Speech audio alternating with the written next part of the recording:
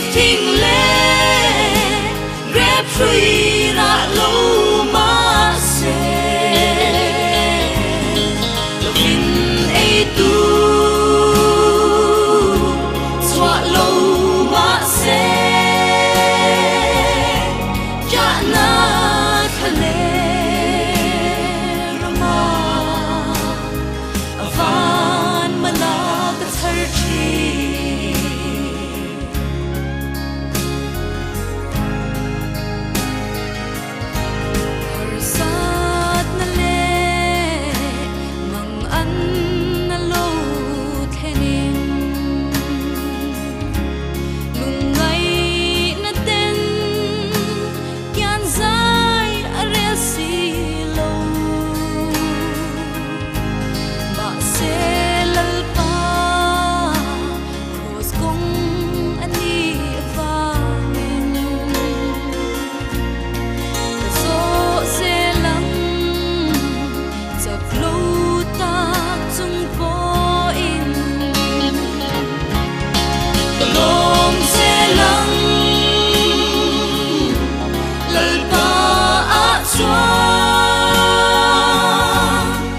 lifting le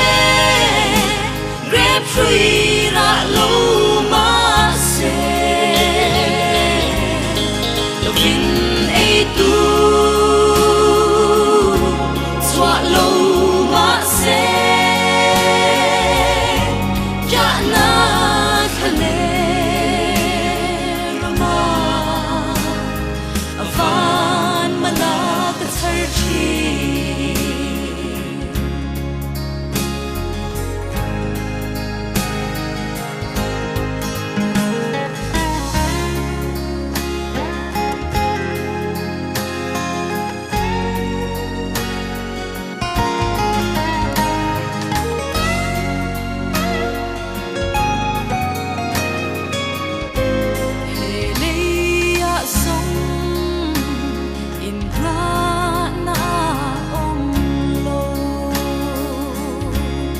Karin san ber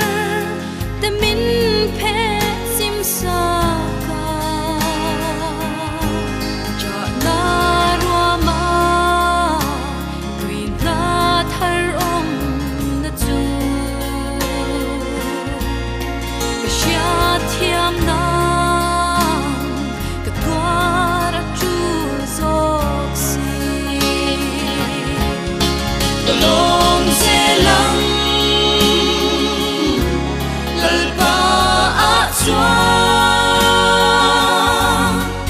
lifting le grab free